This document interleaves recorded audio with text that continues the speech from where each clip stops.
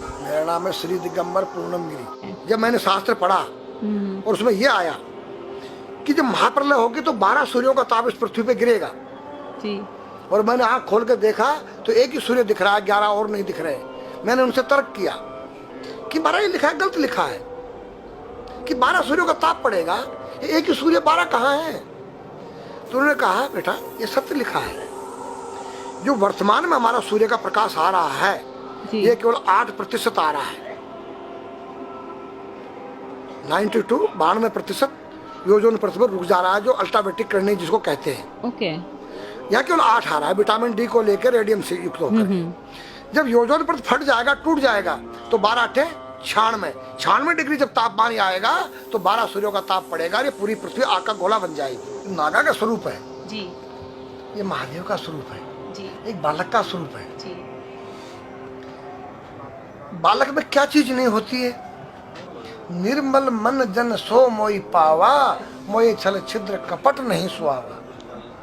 तो बच्चे के दिल के अंदर न काम है, न क्रोध है, न लोभ है, न मोह है, न मद है। और नंगा किसी तेरी गोद में बैठ जाए, नंगा उसकी गोद में बैठ जाए। तो नागा का रूप एक बालक का स्वरूप होता है जिसके अंदर से विकार रहित हो जाए, उसका नाम नागा है, सन्यासी है, संन्यासमया, तीनों गुणों से रहित हो जाना। ये जो गांजा भांग है ये क्या करता है? तुम्हारी मनोशक्ति को जो है बुरे कामों से डरा देता है, या तो कोई यूज करके देखे। दारू जो है वो तुम्हारी मनोशक्ति को उत्तेजित करता है, पिछली बातों को याद दिलाता है। दूसरा तुम्हारी जो है भांग गांजा तुम्हारी काम वासना को जो है दबा देता है। तो नारी के नंगे स्वरूप को 5 व्यक्ति देख सकते हैं।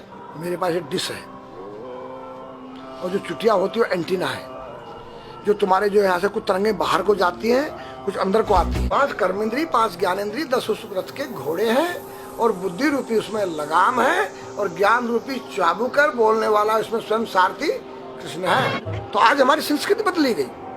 ये आज हमारे लड़के लोग खड़े होकर पेशाब कर रहे हैं, ये हमारी संस्कृति नहीं है। न मुसलमानों की संस्कृति है, न हिंदू की खड़े होकर पेशाब करना। जैसे अगस्त मुनि ने 3 चलू में समुद्र पी दिया। मैंने पूछा महाराज वो मामा जी का कितना बड़ा पेट था? वो पृथ्वी पर रहता था, क्या पृथ्वी से बड़ा था उसका पेट जो सारे समुद्र पी गया? मैंने कहा नहीं बेटा, वो एक साइंस थे, उस काल की वैज्ञानिक थे।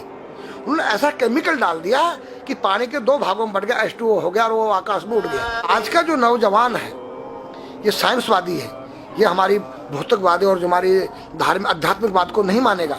इसको तुम साइंस के द्वारा अध्यात्मवाद को मनवाएगा तो मानेगा। जैसे मैं सूर्य को जल देख करके मैं हर बीमारी का इलाज कर देता हूँ। बताओ कैसे? कैसे बाबा?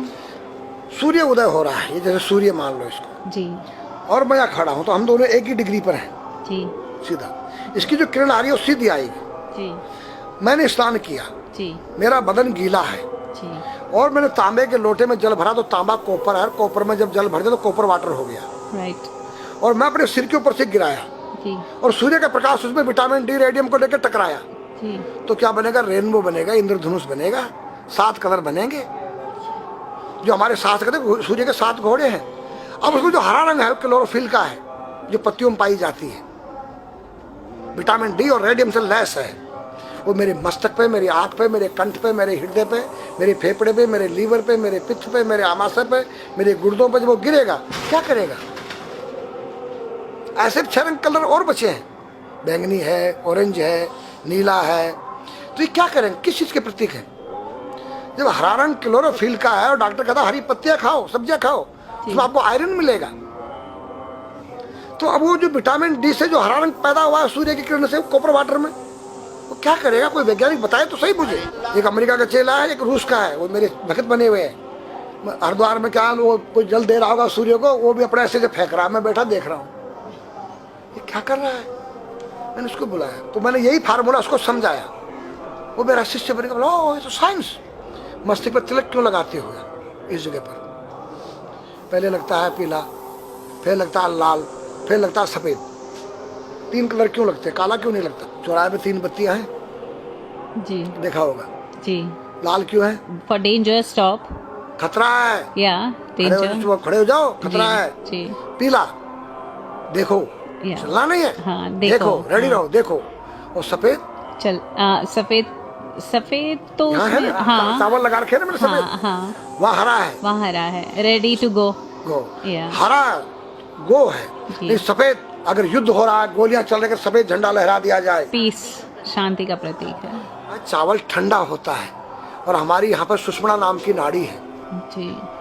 लाल कलर है कि तुम इस योग सहयोग में आके तुम बैठ सकते हो कि नहीं, ये माहौल तुम्हारे योग्य है या नहीं, या जुआ चल रहा है, या शराब पी जा रही है, क्या तुम बैठ सकती हो? देखो पीला कलर है, देखो,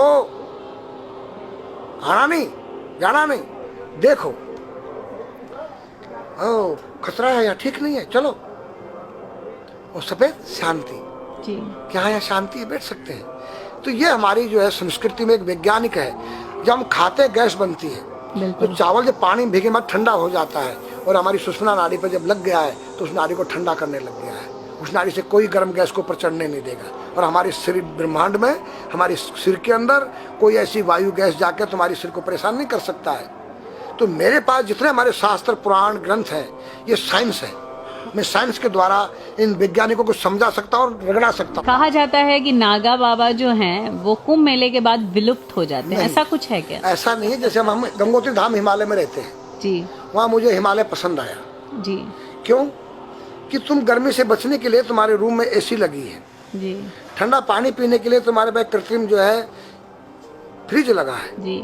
हवा लेने के लिए तुम्हारे को पंखे या कूलर जो है कृत्रिम लगे हैं। लेकिन भोलेनाथ बाबा ने मेरे लिए नेचुरल एसी लगा रखी है, और नेचुरल फ्रिज लगाया है, नेचुरल पंखे लगे हैं। जो मैंने सब कुछ त्याग दिया, छाती में तो मैं कुछ लेके नहीं जा सकता हूँ, चाहे मेरे पास अरबों खरबों रुपया हो। जी।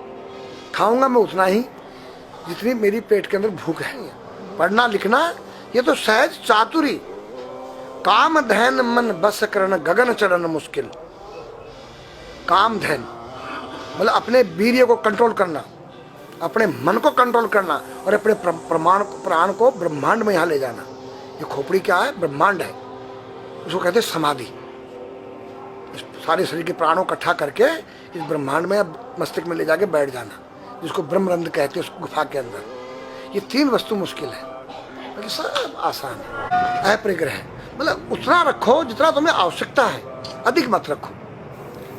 अब तुम अष्टांग योग जो है पतंजलि लगा रहे हो, और व्यापार बिजनेस चालू है, मेरी दूध को ले लो, टूथपेस्ट ले लो। अब मेरा आयुर्वेदिक अंडरवियर आ गया है। मैंने बोला वो कैसा है कि मैंने गंगा जल में जड़ी बूटे के रस में धागे भिगोए थे तब बनाया था। और मेरा दावा है कोई कितना योग कर ले, कोई स्वस्थ नहीं रह सकता है। क्यों? खान पीन तुम्हारा केमिकल, वायु में तुम्हारा केमिकल, पानी में तुम्हारा केमिकल। अब जो तुम आरओ का पानी नहीं पी रहे हो, उसके पानी के गुण ही नष्ट हो गए सब। उत्तर को सिर करके सोना क्यों मना किया है साइंस ने? हमारे शास्त्र मना करते हैं। हम उत्तर को सिर करके सोएंगे, दक्षिण को पैर करके। हम जब उठेंगे तो हमारी दृष्टि कहाँ? दक्षिण की तरफ जाती है। दक्षिण में यम का वास होता है। और जब दक्षिण को सिर करके सोएंगे तो हमारा मुंह उत्तर को जाएगा। उत्तर हिमालय है, भगवान शिव का कैलाश है। साइंस कहता है कि पृथ्वी के उत्तर ध्रुव दक्षिण ध्रुव है। पृथ्वी कैसी है पता है? तेरा सिर, सेम तेरा चेहरा 23.5 डिग्री के अंश पर है। ये थोड़ी सी चुटिया नाप लेना अपनी प्रकार लेकर के। तुम भी नाप लेना, तुम भी नाप लेना, मैं भी नाप लूँ चाहे। ये थोड़ी सी चुटिया 90 पर नहीं है, ऐसे तिरछी झुकी हुई है। ये चुटिया, ये थोड़ी है,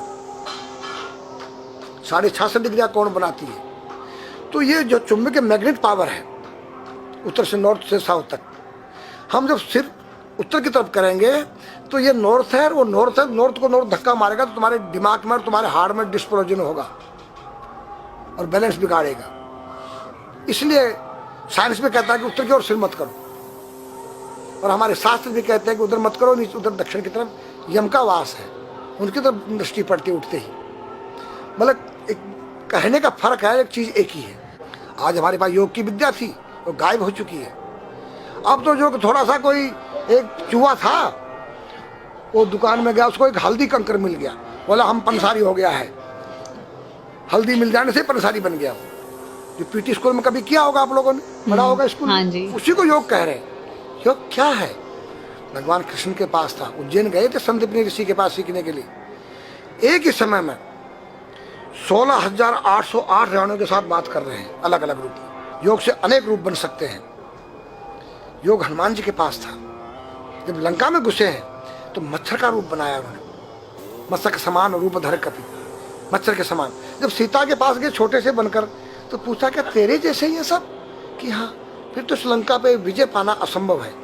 तो हनुमान ने पहाड़ का जैसा रूप दिखाया, हिमालय जैसा। सर्जविन करना, अपने प्राण को निकाल के मुर्दे में डाल देना, उसको प्रकाया प्रवेश कहते हैं, जो आज है ही नहीं, लुप्त हो गई। जो जानता है किसी को बताता नहीं है। अगर अब उसका कोई शिष्य है, उसको बताना चाहो, उसको जिज्ञासा नहीं उस शिष्य को सीखने के लिए।